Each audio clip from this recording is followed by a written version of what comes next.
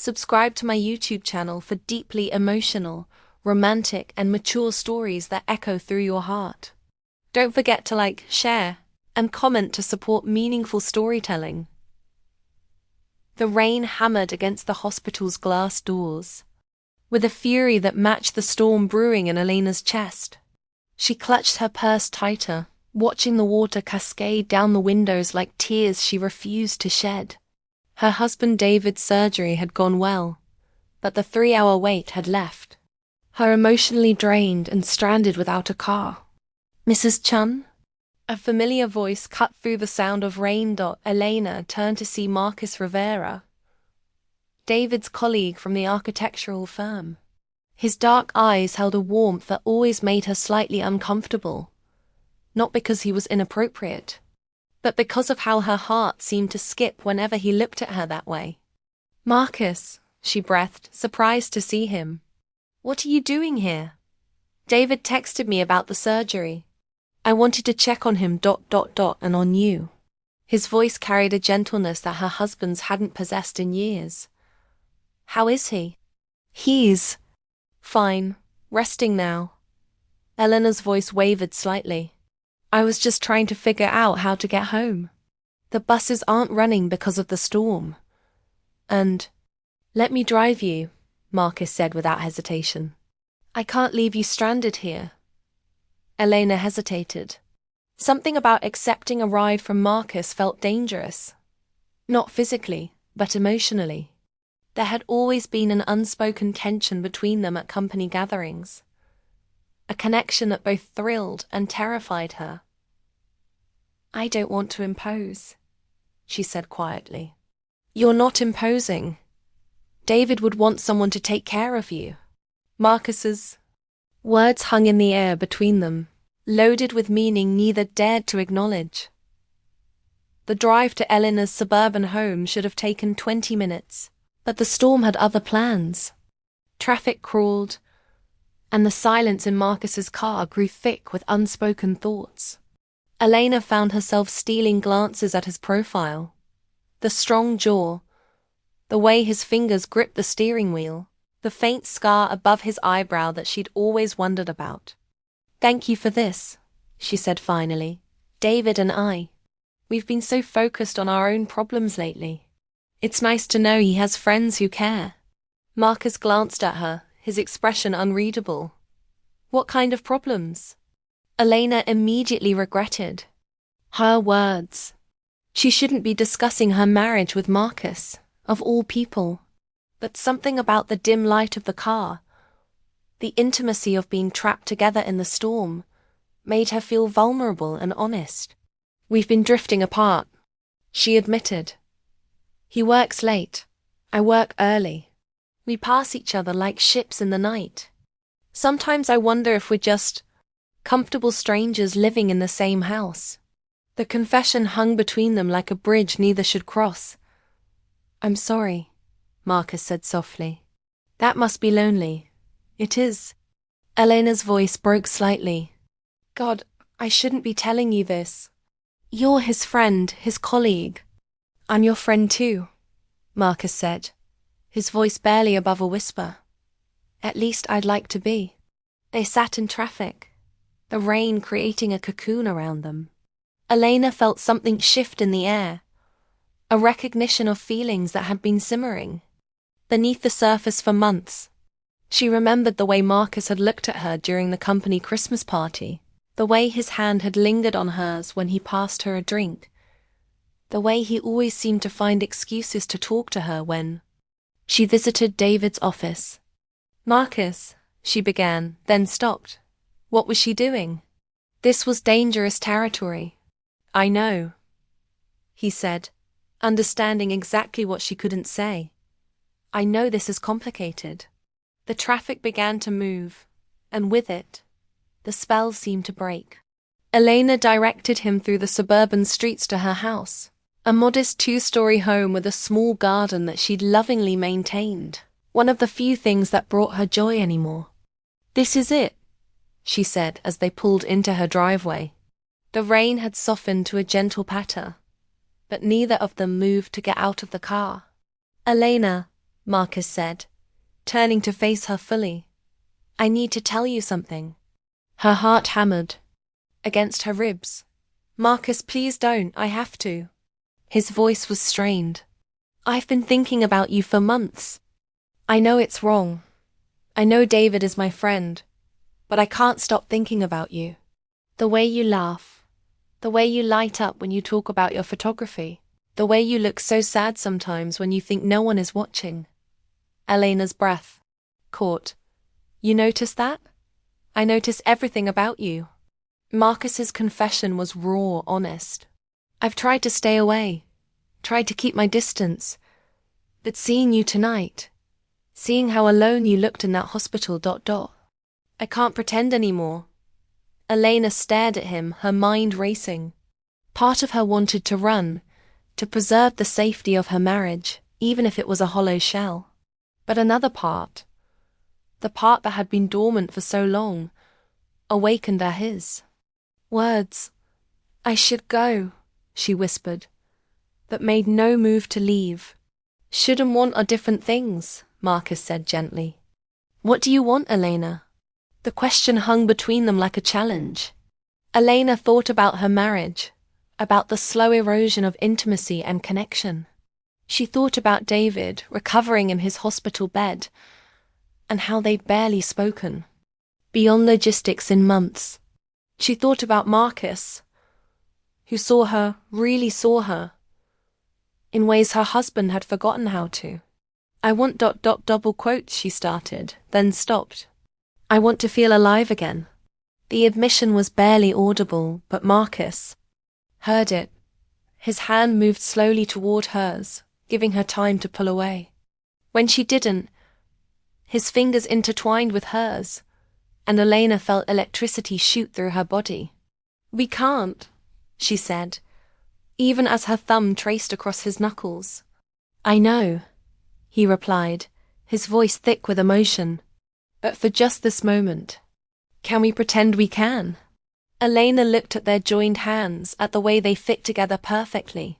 She thought about the last time David had held her hand, really held it, and couldn't remember. The realization broke something inside her. I've been invisible for so long, she whispered. Sometimes I wonder if I'm disappearing entirely. You're not invisible to me, Marcus said fiercely. You're the most beautiful, vibrant woman I've ever met. The way you care for everyone around you, the way you find beauty in small things. The way you've been holding your world together even when it's falling apart. You're extraordinary, Elena. Tears spilled down her cheeks. When was the last time someone had seen her that way? When was the last time someone had made her feel like she mattered? This is crazy, she said, but didn't let go of his hand. Maybe, Marcus agreed, but maybe we deserve a little crazy. Maybe we deserve to feel something real. They sat in silence, hands clasped, both aware they were standing at the edge of a precipice. Eleanor's phone buzzed with a text from the hospital. David was awake and asking for her. Reality crashed back like a cold wave. I have to go, she said, finally pulling her hand away. I know. She reached for the door handle. Then paused. Marcus, yeah? Thank you for seeing me. For making me feel human again.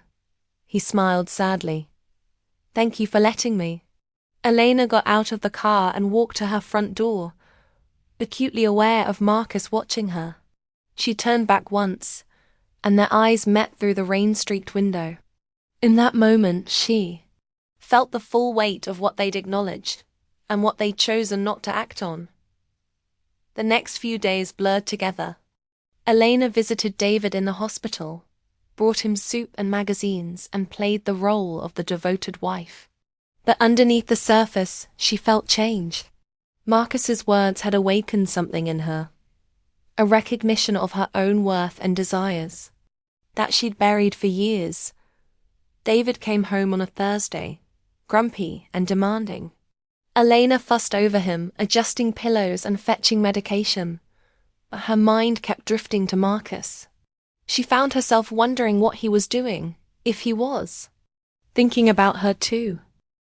Marcus stopped by the office to check on me, David said one evening, not looking up from his laptop. Said he gave you a ride home from the hospital.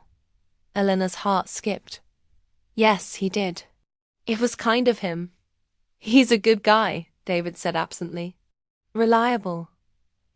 Unlike some of the others at the firm. The irony wasn't lost on Elena. David trusted Marcus completely, had no idea that his colleague had seen something in his wife that David had overlooked for years. 2 weeks passed before Elena saw Marcus again. She was at the grocery store, reaching for a jar of pasta sauce, when she felt a presence behind her. Need help with that? Marcus's voice was warm, familiar. She turned, and their eyes met. The connection was still there, perhaps stronger now that they'd acknowledged it. How are you? He asked softly. Elena paused, considering her automatic response of fine. Instead, she chose honesty. I'm confused and lonely and trying to figure out what I want my life to look like. Marcus nodded, understanding. How's David? Better. Back to work. Back to his old routine. It's like the surgery never happened. Elena's voice carried a note of disappointment. I thought maybe it would be a wake-up call for us, make us appreciate what we have. But nothing's changed. And what about you? What's changed for you? Elena considered the question. Everything. That night in your car, the things you said ... You made me realize I've been sleepwalking through my life. I've been so focused on being the perfect wife, the perfect partner, that I forgot to be myself. They stood in the pasta aisle, surrounded by the mundane reality of grocery shopping, but Elena felt like they were in their own private world again. I've been thinking about you, Marcus admitted. About what you said. About feeling invisible. I want you to know that you're not. Seen, Elena, you're valued. By you, she said quietly. By me, yes. But that's not enough, is it? You should be seen by everyone, especially by your husband. Elena's eyes filled with tears. I don't know how to make that happen. I don't know how to make him see me the way he used to. Maybe the question isn't how to make him see you, Marcus said gently. Maybe the question is whether you want to spend the rest of your life with someone who's forgotten how to look. The words hit Elena like a physical blow. She'd been so focused on fixing her marriage that she'd never considered whether it was worth fixing. I should go, she said, suddenly overwhelmed. Elena, wait. Marcus reached out, then stopped himself. I'm sorry. I didn't mean to upset you. You didn't upset me, she said, wiping her eyes. You just made me think about things I've been avoiding. They parted ways in the parking lot, but Elena couldn't shake their conversation. That night she lay in bed beside David, listening to his steady breathing, and wondered when she'd stopped feeling like his wife and started feeling like his caretaker. The next morning, Elena made a decision. She called in sick to work and drove to the local community college where she'd once taken photography classes. She hadn't touched her camera in years, but suddenly she felt an urgent need to create something, to capture beauty the way she used to. The photography instructor, Mrs. Patterson, remembered her immediately. Elena, it's been what? 5 years. I've missed having you in class. I've missed it too, Elena admitted. I think I forgot how much I loved it. Well, you're welcome back any time. We're starting a new series next week on portrait photography. You always had a gift for capturing emotion. Elena signed up on the spot, feeling more alive than she had in months. On her way home, she stopped at a camera shop and bought a new lens for her old camera. The sales clerk, a young woman with bright eyes and an infectious smile, reminded Elena of herself at that age, full of dreams and possibilities. "This is a great choice," the girl said. "Are you getting back into photography?" "I'm getting back into me," Elena replied, surprising herself with the honesty. That evening, David barely looked up when she showed him the camera equipment. "That's nice, hun," he said, already turning back to his phone. "Dinner ready?" Elena stared at him for a long moment, seeing him clearly for perhaps the first time in years. When had he become so dismissive? When had she become so invisible to him? "I'm taking a photography class," she said, testing the waters. "That's great. Can you grab me a beer while you're up?" Elena stood in the kitchen, holding his beer, and realized she was done. Done being invisible, done being taken for granted, done settling for a marriage that had become a comfortable prison. She took the beer to David, then went upstairs to her small office, a space she'd carved out years ago, but rarely used. She set up her camera equipment and began cleaning the lens, feeling like she was preparing for a new chapter of her life. Her phone buzzed with a text from Marcus. "Saw your car at the camera shop today. Getting back into photography?" Elena smiled, typing back, "Getting back into life." His response came quickly. "I'm proud of you." Those 4 words meant more to Elena than years of David's absent-minded compliments. Marcus saw her struggle, understood her journey, celebrated her small victories. The photography class became Elena's sanctuary. For 3 hours every Tuesday evening, she was surrounded by people who shared her passion, who saw the world through the same artistic lens. She photographed everything: flowers, buildings, strangers on the street, but found herself drawn to couples. There was something fascinating about the way people connected, the visible threads of intimacy and affection. She photographed an elderly couple sharing a bench, their weathered hands intertwined. She captured a young mother and father watching their toddler play, their faces soft with love and exhaustion. She documented the way people looked at each other when they thought no one was watching. Through her lens, Elena began to see what was missing from her own life. She and David never looked at each other that way anymore. They coexisted, but they didn't connect. They were polite, but not passionate. They were partners in logistics, but not lovers. One evening, as Elena was reviewing her photos, David walked into her office. "What are you working on?" She looked up, surprised. It was the first time he'd shown interest in her photography in months. "Just some portraits from class," she said, turning the camera toward him. David looked at the images, and Elena watched his face carefully. She saw something flicker in his eyes. Not quite recognition, but maybe the beginning of awareness. "These are good," he said. "Really good. You always had talent." "Thank you," Elena said quietly. "I'd forgotten how much I loved it." David nodded, but Elena could see him already mentally returning to his phone, to his work, to the safe distance he'd created between them. "David," she said suddenly, "when was the last time you really looked at me?" He paused, confused. "What do you mean?" "I mean really looked at me. Saw me. Not as your wife, not as the person who makes your dinner and does your laundry, but as me, as Elena." David's expression grew uncomfortable. "Elena, what's this about?"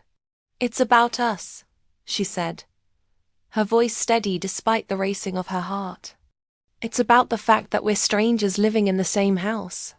It's about the fact that I've been disappearing for years and you haven't noticed." "That's not true," David protested, but his voice lacked conviction. "When's my birthday?"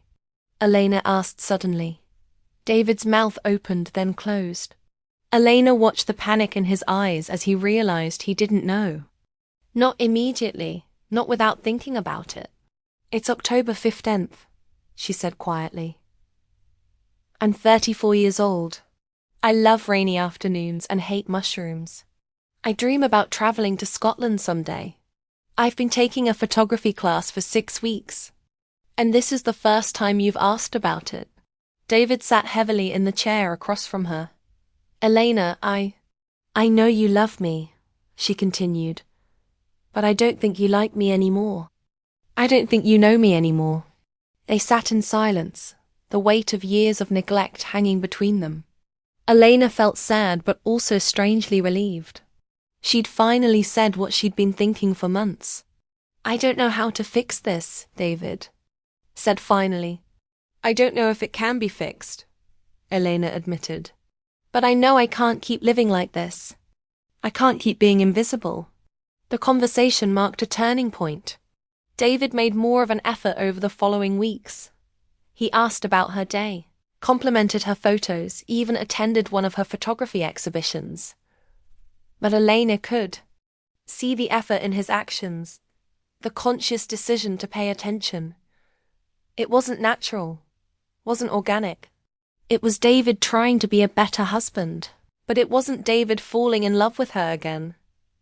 Meanwhile, Eleanor's friendship with Marcus deepened.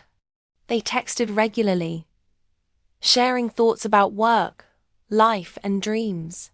He sent her articles about photography, and she sent him pictures from her classes.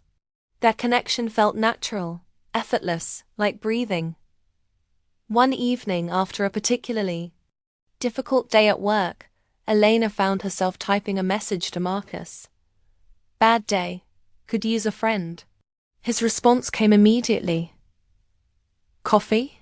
I know a place. Elena stared at the message, knowing she was about to cross a line. She could make an excuse, go home to David, continue the charade of working on their marriage.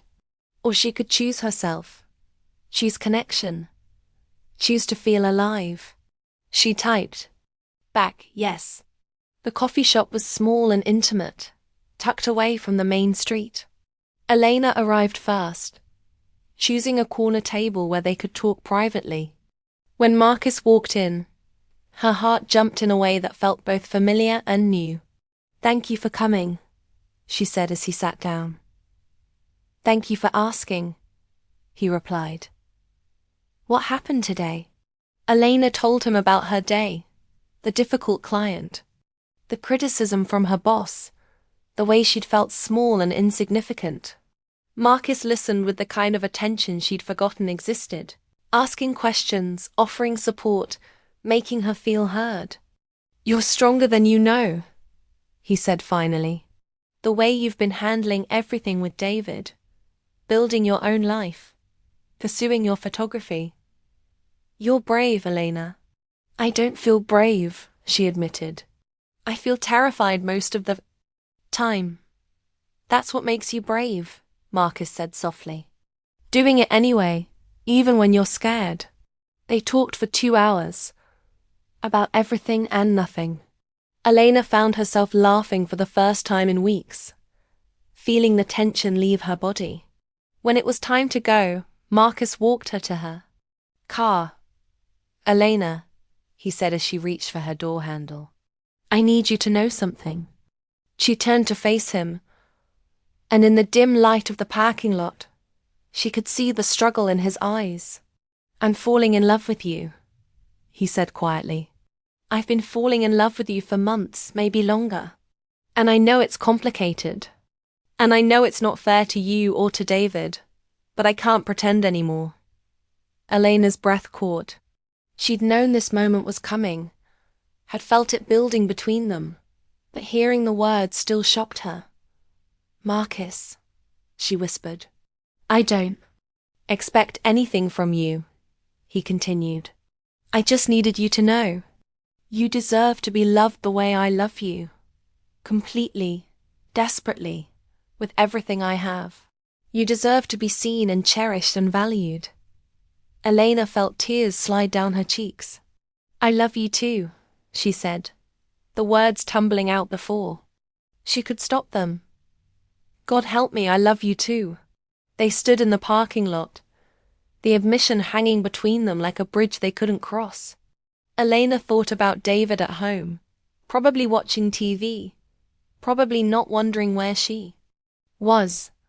She thought about her marriage, about the years of trying to make it work, about the slow death of passion and connection. "What do we do now?" she asked. Marcus reached up and gently wiped away her tears. "Now you decide what you want your life to look like. Not what you think you should want, not what's expected of you, but what you actually want." "I want to be happy," Elena said simply. "I want to feel alive. I want to be with someone who sees me." "Then be brave," Marcus said. "Choose happiness. Choose life. Choose to be seen." Elena drove home in a daze, Marcus's words echoing in her mind. She found David in the living room, exactly where she'd expected him to be. Laptop open, TV on but ignored. "How was your evening?" he asked without looking up. "Eye-opening," Elena replied honestly. David nodded absently, already back to his work. Elena stood in the doorway, watching him, and realized she was looking at him the way she'd been photographing couples, as an observer, not a participant. That night, she lay in bed staring at the ceiling, feeling the warmth of Marcus's love, contrasting with the cold distance of her marriage. She thought about the woman she'd been when she married David, full of dreams and passion. She thought about the woman she'd become, invisible and forgotten. And she thought about the woman she could be, if she was brave enough to choose herself.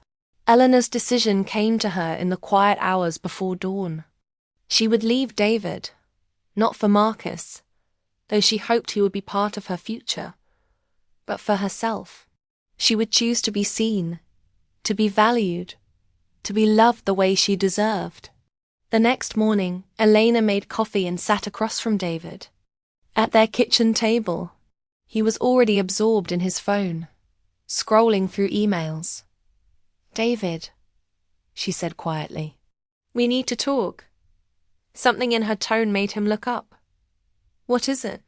"I can't do this anymore," Elena said, her voice steady, despite the storm of emotions inside her. "I can't pretend we're happy. I can't pretend this marriage is working." David set down his phone, suddenly fully present. "Elena, what are you saying?" "I'm saying I want to divorce," she said, the words both terrifying and liberating. "I'm saying I deserve better than this. We both do." The conversation that followed was painful but necessary. David was shocked, hurt, angry, but underneath it all, Elena saw relief.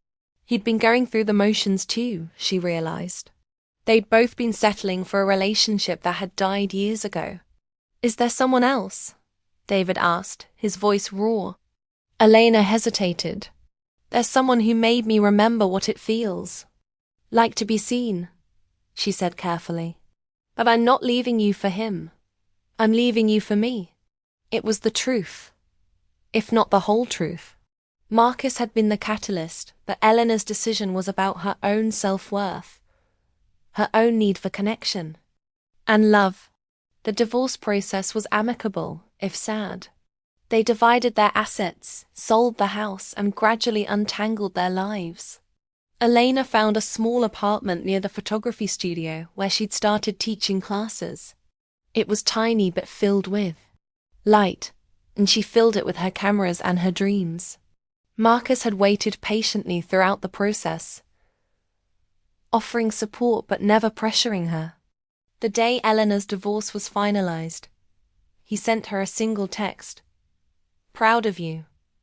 Whatever happens next, you chose yourself."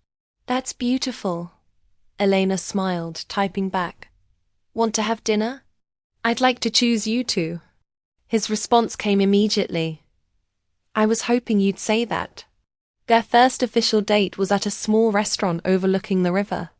Elena felt nervous, like a teenager again, but also excited. As they talked and laughed, she realized she was falling in love not just with Marcus, but with herself, the woman she'd forgotten she could be. "I have something for you," Marcus said as they walked along the riverbank after dinner. He handed her a small wrapped package. Elena opened. It defined a vintage camera strap, worn leather with beautiful brass fittings. "It's perfect," she breathed. "I wanted you to have something that was yours," he said. "Something that represents this new chapter, this new you." Elena looked at the camera strap, then at Marcus, then at the city lights reflecting on the water. For the first time in years, she felt truly alive. "I love you," she said, the words natural and right. "I love you too," he replied, pulling her close. "All of you. The photographer, the dreamer, the brave woman who chose herself." As they kissed by the river, Elena felt the final pieces of her old life fall away. She was no longer the invisible wife, the woman who disappeared into the background. She was Elena, artist, dreamer, lover. She was seen, valued, cherished. She was finally, completely herself. 6 months later, Elena held her first solo photography exhibition. The theme was connections, intimate portraits of couples, families, and friends. But the centerpiece was a self-portrait, taken in her apartment window, light streaming across her face, her eyes bright with possibility.